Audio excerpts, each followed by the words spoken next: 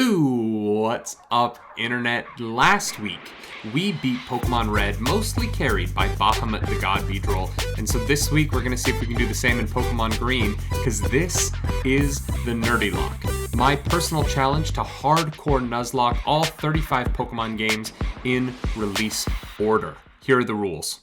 I can only catch my first encounter on each route, with a dupe clause. Only one encounter from each evolution line can be caught.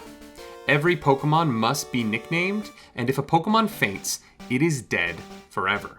The hardcore rules, in addition to that, are that I can't overlevel the gym leader's best Pokemon, I must play on set mode, and no items may be used in battle.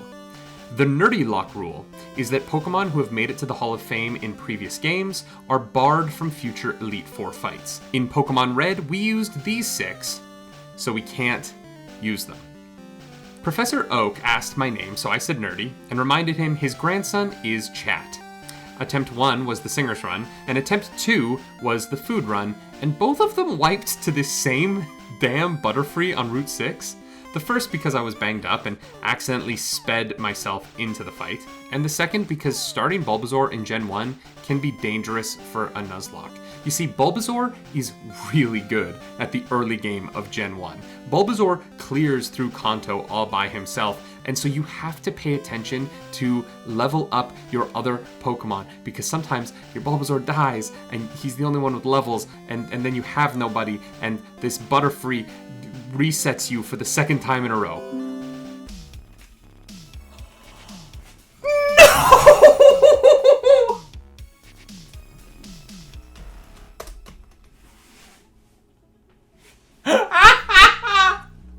Attempt 3, let's go. We started with Poison Ivy, the Bulbasaur. After a very close fight with Chat, we went encountering. Caught Splinter, the Rattata, on Route 1, ran from a Spearow on Route 22. That early peck is a nightmare for Bulby. We went on to fill out our pre-Brock team with Mothman on Route 2, and then Wasp in Viridian Forest. On Route 22, Rattata and Bulbasaur were able to take down Chat thanks to Leech Seed, and Vine Whip ruined Brock. Bulbasaur openings are so much easier than Charmander's. Route 3, we nabbed Superman the Pidgey and followed with Batman in Mount Moon. We encountered another Spearow on Route 4, but had other Pokemon this time, so Hawkgirl joined the team. 4 Hyperfangs crushed Chat, and Vine Whip almost did the same to Misty, but Starmie is bulky this early, so I switched to Spearow, but Water Gun did way more than half, so I switched to Raticate, who tanked a crit Water Gun. Thank Arceus for quick attack. That switch did get Hawkgirl to evolve though. We caught Terra the Bellsprout on Route 5, then sent Hawkgirl to get that sweet, sweet revenge on the Butterfree that ended the last 2 runs. Furthest green run. Let's go. Caught Catwoman on 6, Mole Man on 11, and was way too dramatic catching Underminer in the tunnel. Calm down, Nerdy. Aquaman joined in Vermilion after I killed the SS and Magikarp, and it was time to battle again. Splinter hyperfanged Chat to death. This was gonna stop being effective at some point, right? Underminer dug a hole straight through Surge again, and the 3rd badge was mine. Static Shock joined us on 10. Static Shock. And into Rock Tunnel we went. Ooh, Poison Ivy comes in here, but that's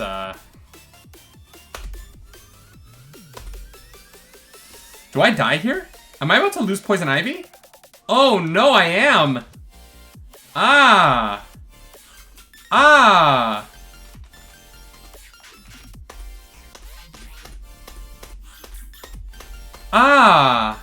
One day, my starter is gonna survive Rock Tunnel.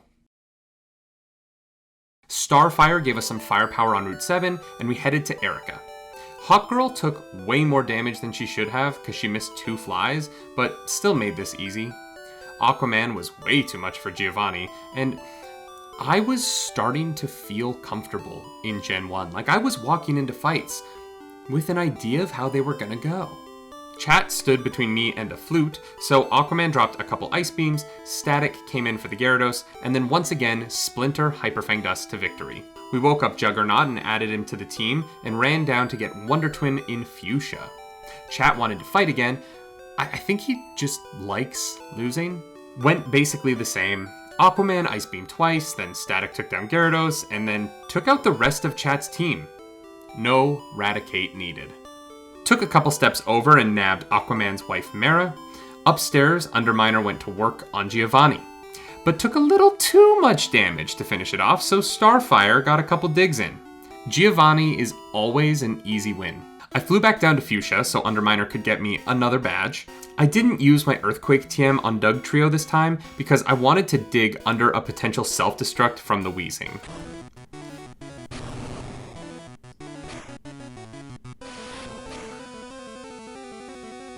It didn't work.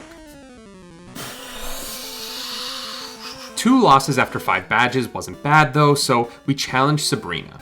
Static set up Light Screen, took down Kadabra, and almost finished off Mr. Mime. I switched in Starfire to finish so that she was in for an easy flamethrower on Venomoth.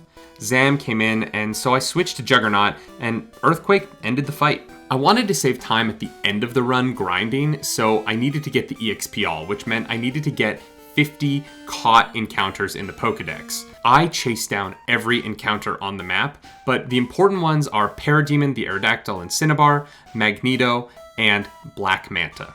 I spent hours leveling up Pokemon to evolve so that I could hit that 50 threshold, and then when I got the EXP all, it didn't even help. It wasn't useful. It was such a waste of time. It would have been so much faster to just grind later. This is where it gets a little weird. So I did this on stream, and when you stream, you have to press record. Sometimes, in addition to pressing start stream, I took a break at the end of the EXP all stuff to do the badge stuff, but I guess I never hit record again, and I didn't notice, so there is no footage of the next chunk of the game. What we do know is that I beat Blaine, I beat Giovanni, and I beat Chat. Those are the positives. We also know that Static Shock died. How? I don't know. But Electrode is gone, we have all the badges, it's time to head to the Elite Four, and this is where the footage picks up. Tentacruel actually has a pretty dope sprite, to be honest. No! And so here I was. With only 4 losses, I was standing in front of the Elite Four. That's 14 fewer losses than Pokemon Red. I'm pretty happy about that. The team we ended up with is Black Manta, Aquaman, Juggernaut, Splinter, Starfire, and Magneto. Let's do this. Gyarados can learn Thunder for some reason, so Dugong, Cloyster, and Slowbro easily went down. Surf took down Jinx, and then another Thunder and a Strength took down Lapras. 1 down. Next up was Bruno. Surf, Ice Beam, Ice Beam, Surf, Ice Beam, Ice Beam. Gyarados should be illegal.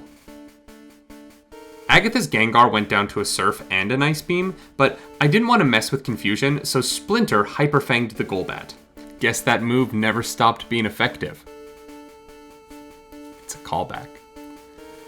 But also it doesn't work because she mostly has ghosts, so I switched to Black Manta, who surfed the Haunter, Hydro-Pumped the Arbok, and Hydro-Pumped the last Gengar.